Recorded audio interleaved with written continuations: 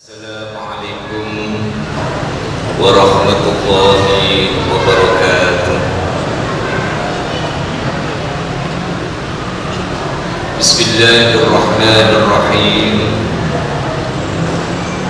Alhamdulillahilladzi la yahwihi makan wa la yajri alaihi zaman. Asyhadu an la ilaha illallah wahdahu la syarika lahu وأشهد أن محمدا عبده ورسوله اللهم صل وسلم وبارك على سيدنا محمد وعلى آله وأصحابه أجمعين أما بعد حضرات المحترمين segenap pengurus Yayasan Masjid Al-Muhajirin dan juga segenap pengurus takmir Masjid Al-Muhajirin, hadirin hadirat jamaah salat Isya, salat tarawih dan salat witir yang dimuliakan Allah Subhanahu wa taala. Alhamdulillah, pada kesempatan malam hari ini hidayah dari Allah Subhanahu wa taala terlimpah buat kita semua, sehingga kita dapat bersama-sama merayakan Ramadan ini dengan serangkaian ibadah. Barusan Bapak Ibu telah melaksanakan sholat tarawih dan sholat witir. Semoga Allah Subhanahu wa ta'ala melengkapkan amal ibadah kita dan amal ibadah kita diterima di sisi Allah Subhanahu wa ta'ala. Amin. Allahumma amin. Bapak Ibu yang dirahmati Allah Subhanahu wa ta'ala, salah satu peringatan tahunan di dalam bulan Ramadan adalah peringatan tentang nuzulul Quran. Apapun jika itu berhubungan dengan Al-Quran, maka akan menjadi istimewa. Mari kita buktikan bagaimana sesuatu kalau berhubungan dengan Al-Quran pasti menjadi spesial. Pertama, malaikat Jibril itu dijuluki dengan Qaidul Malaikah, panglimanya para malaikat. Kenapa? Ketika Allah menyebutkan nazala bihir ruhul amin, jadi malaikat Jibril itu menjadi panglimanya para malaikat, menjadi istimewa posisinya di hadapan malaikat, karena malaikat Jibril lah yang membawa mandat dari Allah Subhanahu wa ta'ala menghantarkan Al-Quran kepada Rasulullah Sallallahu Alaihi Wasallam. Maka malaikat Jibril itu menjadi panglima malaikat, memiliki posisi tertinggi di hadapan para malaikat, karena malaikat Jibril pernah menghantarkan Al-Quran. Ramadan disebut dengan Sayyidul Ashhur, tuannya bulan-bulan dari Allah Subhanahu wa ta'ala. Kenapa? Karena di dalam bulan Ramadan Allah Subhanahu wa ta'ala turunkan Al-Quran. Maka Ramadan menjadi istimewa karena di dalam bulan Ramadan ada satu peristiwa, yaitu nuzulul Quran. Rasulullah Sallallahu Alaihi Wasallam dijuluki Sayyidul Anbiya wal Mursalin wa Khatamun Nabiyyin wal Mursalin. Nabi Muhammad itu dijuluki menjadi Sayyidul Anbiya, majikannya para nabi dan para rasul. Kenapa? Karena Rasulullah Muhammad Sallallahu Alaihi Wasallam mendapatkan mandat berupa Al-Quran. Dan ada satu malam istimewa yang disebut dengan Lailatul Qadar, menjadi istimewa Karena di malam Lailatul Qadar itu Allah menurunkan Al-Quran. Bapak Ibu sekalian, maka saya kira jelas apapun kalau sudah berhubungan dengan Al-Quran akan menjadi istimewa.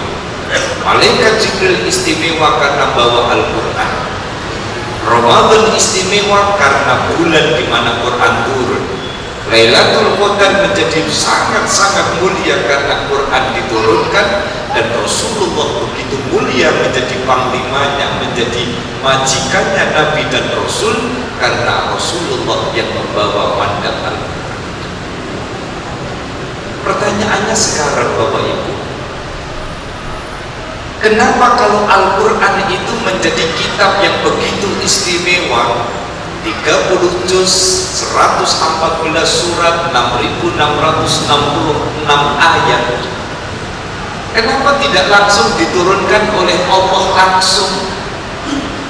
Kenapa harus didahului dengan suhuf-suhuf yang ada sejak zaman Nabiullah Idris? Kenapa harus ada kitab Zabur dulu? Kenapa harus ada kitab Taurat dulu? Kenapa harus didahului kitab Injil dahulu, baru kemudian Al-Quran turun? Inilah asrar, rahasia. Karena umat Rasulullah Sallallahu Alaihi Wasallam adalah umat yang diistimewakan oleh Allah. Karena umat ini menjadi umat paling istimewa, sehingga dibedakan antara umat Rasulullah Sallallahu Alaihi Wasallam dengan umat-umat sebelumnya. Maka kita patut senang, berbahagia ketika umat Rasulullah Sallallahu Alaihi Wasallam diberikan keistimewaan berupa Al-Quran. Tidak hanya itu Bapak Ibu, bahkan nanti di hari kiamat bocorannya, umat-umat selain umat Nabi Muhammad nanti itu pada minta syafaat. Disebutkan di dalam kitab Al-Istighatsatu bin Nabi, ada cerita umat pada zaman Nabiullah Adam itu pada datang kepada Nabi Adam. Umat manusia bahkan di luar umatnya Bani Adam, Nabi Adam itu mendatangi Nabi Adam. Wahai Nabi Adam, aku pengen engkau memberikan syafaatku. Mintakan kepada Allah agar di yaumul mahsyar ini kita mendapatkan syafaat. Apa yang dijawab oleh Nabi Adam? Tidak bisa. Sebab Allah itu pernah marah kepadaku gara-gara aku memakan buah yang terlarang, sebagaimana disebutkan oleh Allah, fala taqrabu hadhihi syajarata fatakuna minadh dhalimin. Jadi alasan Nabi Adam itu tidak berani ngasih syafaat itu karena pernah dimarahi oleh Allah gara-gara memakan buah yang ada di dalam surga, dan buah itu dilarang. Sebenarnya kalau dulu dalam yang disebutkan buah itu bukan buah khuldi. Ada di dalam satu tafsir menyebutkan itu buah tin, ada yang menyebutkan buah delima, ada yang menyebutkan buah zaitun. Kenapa disebut khuldi? Khuldun itu artinya abadi. Sebab buah ini disebut buah khuldi karena sekali makan buah itu maka dia akan mendapatkan kenikmatan seumur hidup. Maka Ibu bisa bayangkan kalau hari ini ya, ada orang jualan buah khuldi, oh istana buah tidak laku ya.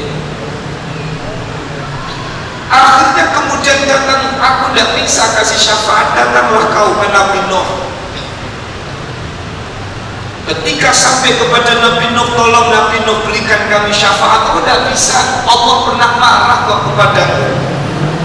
Aku disuruh berdakwah, malah berdoa agar umat-umat yang tidak mau mengikuti syariatku tenggelamkan ya Allah. Allah sempat marah. Aku tidak bisa kasih syafaat. Mintalah kau kepada Nabi Ibrahim. Begitu sampai kepada Nabi Ibrahim angkat tangan, saya tidak bisa kasih syafaat.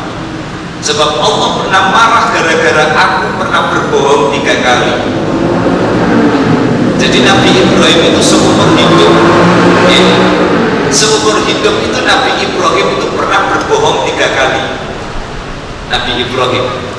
Kalau kita berapa kali, Pak? Hah? Nabi Ibrahim itu seumur hidup 3 kali. Nah, kita ini mungkin 1 menit bisa bohong 3 kali. Bohong sekali ketika Nabi Ibrahim alasan tidak mau diajak ke tempat sajian yang ada berhalanya, bilang sama Azar, bilang kepada bapaknya, saya tidak mau ikut Pak, pura-pura sakit. Bohong yang pertama.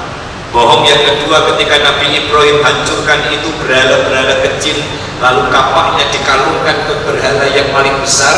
Bohong yang kedua. Bohong yang ketiga, ketika Nabiullah Ibrahim gandeng Siti Sarah istrinya yang sangat cantik itu, dia dapat raja yang boleh, dia bilang ini bukan istri tapi ini saudara, sebab kalau ketahuan itu istrinya tapi bakal diminta, soalnya ojo itu ojo pilihan, makanya jangan ojo pilihan atau ojo ini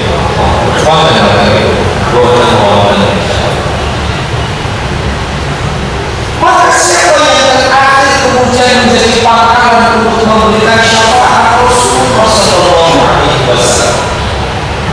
Maka kalau usul Quran itu kemudian diturunkan kepada kita, itu semata-mata karena Allah ingin mengistimewakan bahwa Al-Quran itu diturunkan paling akhir, diturunkan kepada umat yang paling akhir, diturunkan kepada Nabi yang paling akhir, yaitu Sayyidina Rasulullah Sallallahu Alaihi Wasallam. maka apa yang bisa kita lakukan dengan nuzulul Quran ini para rawuh sami? Kalau ini kali jam, karena kalau diparingi waktu atau 8:30. Oke.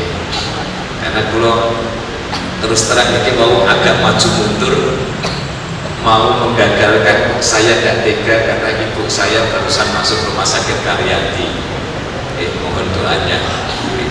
Saya antara ke Karyadi dengan ke sini, tapi di sini kok saya sudah janji, ya saya mohon ridhonya, nanti baru kemudian dari sini saya bisa ke Karyadi.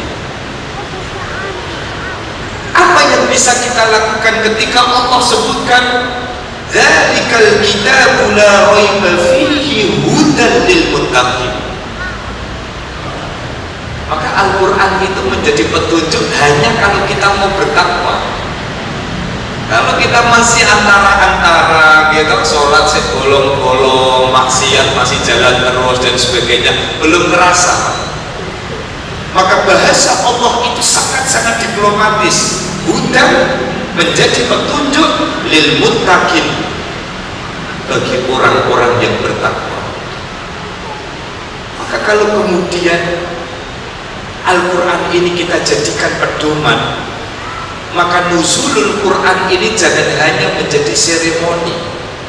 Nuzulul Quran jangan hanya menjadi peringatan, tetapi nuzulul Quran harus betul-betul nuzul. Allah tidak menggunakan kata inzal, Allah tidak menggunakan kata-kata hubud. Hubud itu artinya turun. Kenapa Allah menggunakan kata nuzul? Karena kata nuzul itu berarti poin pentingnya adalah Quran turun harus dikonsumsi menjadi pedoman di dalam hidup. Masa kita masih kurang percaya ketika malaikat saja istimewa karena pegangan Quran, Lailatul Qadar istimewa karena ada Quran, Nabi Muhammad istimewa karena Quran, maka umat Rasulullah Sallallahu Alaihi Wasallam akan menjadi istimewa ketika Al-Quran itu betul-betul kita nuzulkan, mendarah daging di dalam kehidupan kita. Apa persoalan yang kita hadapi di dalam hidup? Quran menjadi solusinya. Cuman saran saya Bapak Ibu, Quran itu harus dipelajari dengan ahlinya. Jangan sekali-kali memahami Quran hanya dengan terjemahan saja. Karena orang yang mempelajari Quran hanya dengan terjemahan saja, takutnya kemudian menjadi gagal faham maupun salah. maka Al-Quran akan menjadi hudan, Al-Quran akan menjadi petunjuk. Ketika orang yang membawa Al-Quran ini lil muttaqin, orang-orang yang bertakwa, definisi sederhananya adalah dia meyakini bahwa Quran itu berisi petunjuk-petunjuk. Loh, jenengan baca tidak paham saja itu dapat ganjaran. Gimana? Jenengan baca tidak paham itu dapat pahala. Maka wajar ketika banyak peristiwa-peristiwa menakjubkan gara-gara orang itu gandulan sama Quran.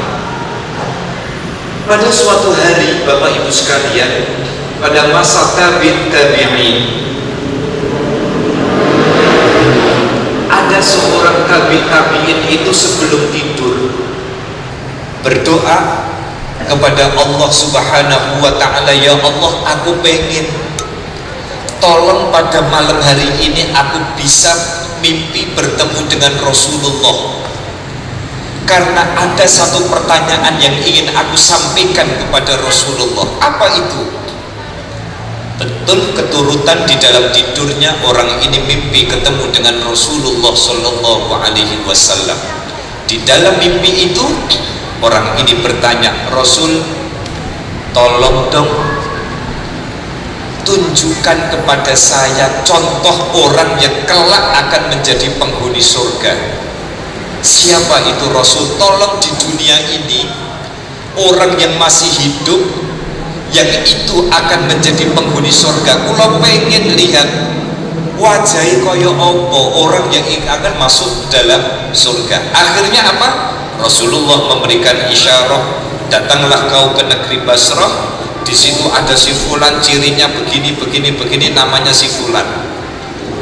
Singkat cerita, orang ini di keesokan harinya kemudian mencari orang yang dimaksud oleh Rasulullah.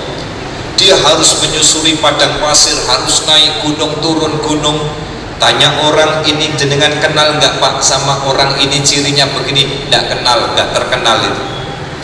Ketemu dengan orang, tanya, jenengan tahu nggak Pak orang ini cirinya begini, begini, begini? Nggak kenal, nggak terkenal.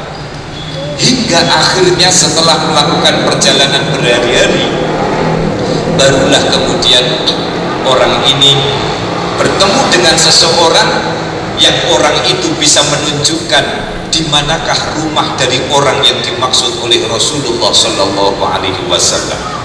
Begitu sampai, orang ini ternyata tinggal di satu gubuk kecil, dan pada saat itu dia ketuk pintu, Assalamualaikum. Waalaikumsalam. Monggo. Orangnya sangat sederhana. Orang yang datang ini nyaris tidak percaya kita modeli wajah-wajah penghuni surga. Ditanya, ngeten sepindah kula silaturahim, nomor kalih kula badhe tanglet. Saya itu mimpi ketemu dengan Rasulullah dan bertanya tentang contoh potret penghuni surga itu siapa, dan ciri-ciri ini ada pada diri panjenengan. Saya tanya, amalan panjenengan nopo? Ternyata jawabannya di luar dugaan para rawuh sami. Orang ini bukan siapa-siapa. Kalau istilah sekarang Pak, dia guru TPQ Pak. Makanya ojo gapah wong guru TPQ. Guru TPQ itu bayarannya cilik, tapi itu mlebu swargane dhisik Pak. Tertarik boten? Boten. Napa? Duitnya sithik. Nggih. Guru TPQ tegene kula Pak di Jepara itu 1 bulan ngajarnya full 200.000 Pak. Tapi gitu sehat-sehat itu. Pripun hitungane? Boten hitungan bakul niku sing ngitung malaikat niku. 200.000. Begitu ditanya apa amalan panjenengan, apa jawaban orang ini? Saya hanya dimanapun saya singgah, dimanapun saya berada, saya selalu ingin ngajari Quran kepada orang-orang yang belum bisa baca Quran. Makanya Pak, Bu, kalau ada orang semangat baca Quran belum fasih jangan dipaidu, wis piro-piro urut belajar, piro-piro gelem sinau, asal dia berusaha terus, faktanya karena pegangan pada Al-Quran. Maka begitu istimewanya seorang guru TPQ hingga Rasulullah memberikan petunjuk kepada tabi-tabiin tadi. Kalau kamu pengen lihat siapa kelak yang salah satu banyak menjadi penghuni surga, dia adalah guru TPQ, dia yang suka ngajari Quran, dan dia yang mengamalkan isi-isi Al-Quran. Maka Al-Quran itu memiliki sisi kemukjizatan para musami. Ada satu kisah seorang arsitek itu mendapatkan hidayah Al-Quran gara-gara menemukan satu surah di dalam Al-Quran bernama Al-Ankabut, laba-laba. Ini ahli teknik sipil. Apa rahasia di balik jaring laba-laba itu? Tetapi faktanya dia bisa masuk Islam gara-gara melihat keistimewaan di balik jaring laba-laba itu. Maka yang pertama supaya Al-Quran ini menjadi petunjuk bagi kita, maka yang pertama yang kita lakukan adalah at-ta'amul al-kamil bil Quran. Ayo kita berinteraksi dengan Quran sebaik mungkin. Syukur-syukur rutin tadarus. Pak, kula dereng saged artine pripun, pun boten napa-napa, dereng ngertos artine, sing penting mulai tadarusnya dirutinkan. Pertama, at-ta'amul al-kamil bil Quran, bagaimana Quran itu menjadi cekelan bagi kita. Kalau di Mesir itu Pak, di Damri, di shelter Damri, ini kebiasaan orang itu jarang jagungan begini, ini jarang. Di bis ini cekelanin meskipun kali gandul-gandul ngeten iki mbek maca Quran Pak. Sami kalian yang Indonesia nih, sami ya, beda tipis lah. Nek teng Mesir niku orang di halte kali nunggu Damri baca Quran, di dalam bis desak-desakan baca Quran. Ini yang pertama. Yang kedua, agar Al-Quran itu betul-betul nusul di dalam diri kita adalah bagaimana kita mulai at-tadabbur al-kamil bil Quran, memiliki penghayatan lebih kepada Quran. Makanya panjenengan yang biasa ikut kajian-kajian tafsir, yang ikut kajian-kajian mujalasah bil Quran, jenengan patut beruntung. Dan jangan hanya berhenti kajian, tetapi bagaimana kemudian Al-Quran itu betul-betul bisa menjadi pedoman di dalam diri kita. Al-Quran itu memberikan formula yang apik, bahasa Al-Quran itu mukjizat. Makanya saya tadi sampaikan, kalau orang itu membaca Quran kok dengan terjemahan saja tanpa didampingi guru, saya takutnya kemudian gagal paham dan salah paham. Sebab apa? Susunan bahasa Al-Quran itu begitu detil. Maka wajar kalau kemudian seluruh kitab-kitab yang diturunkan oleh Allah itu intinya ada di Zabur. Intinya Zabur ada di dalam Taurat. Intinya Taurat ada di dalam Injil. Intinya Injil ada di dalam Al-Quran. Intinya Al-Quran ada di Al-Fatihah. Intinya Al-Fatihah ada di kalimat Bismillahirrahmanirrahim. Intinya Bismillah ada di huruf ba. Intinya huruf ba ada di titiknya huruf ba. Maka dalam riwayat disebutkan, malaikat ketika nulis Bismillahirrahmanirrahim itu membutuhkan waktu 450 juta tahun hanya untuk menulis Bismillahirrahmanirrahim. Dan kalau jenengan mau lihat secara detil, sebenarnya dulu kami di pesantren nulis huruf ba tidak boleh lebih tinggi daripada kata lafzul jalalah Allahu, itu tidak boleh lebih rendah daripada huruf ba.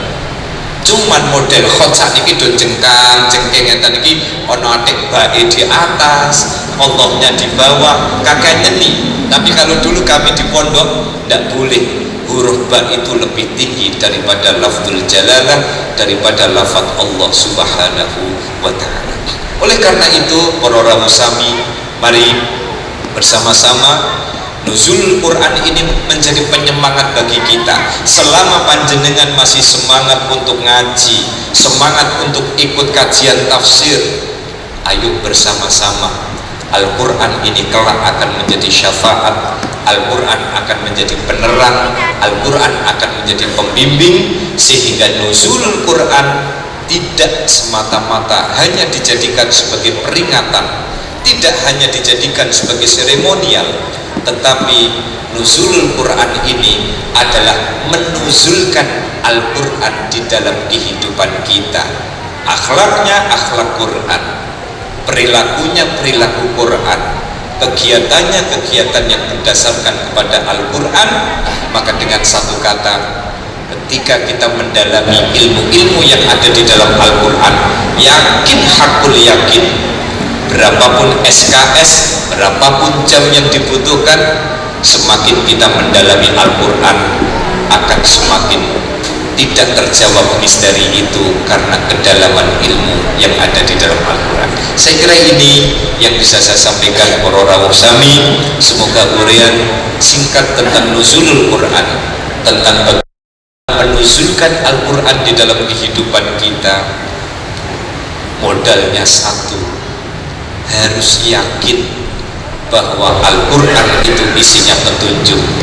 Ketika kita sudah yakin, maka Allah akan membimbing kehidupan kita. Sing repot niku biasanya urusan agama diotak-atik riyen, tidak akan pernah ketemu. Agama itu diyakini dulu, jangan diotak-atik dulu pakai akal. Soalnya banyak cerita wong sing senengane do otak-atik akal niku suwe-suwe niku bocor halus, Pak. Makanya sono kok merempeng kekencengan, akhirnya itu kabelnya pedot sisi-sisi, akhirnya bocor halus. Jangan, yakini dulu, imani dulu, pelajari, niscaya Allah akan membimbing kita. Ini yang bisa saya sampaikan, semoga bermanfaat untuk menyemangati kita. Mahabbatun Nabil Quran, kecintaan kita kepada Al-Quran tidak hanya sekedar cinta di lisan, tetapi bagaimana menjadikan Al-Quran ini menjadi pedoman. Terima kasih atas segala perhatian dan mohon maaf atas segala kekurangan. Wallahul muwaffiq ila aqwamit thoriq. Assalamualaikum warahmatullahi wabarakatuh.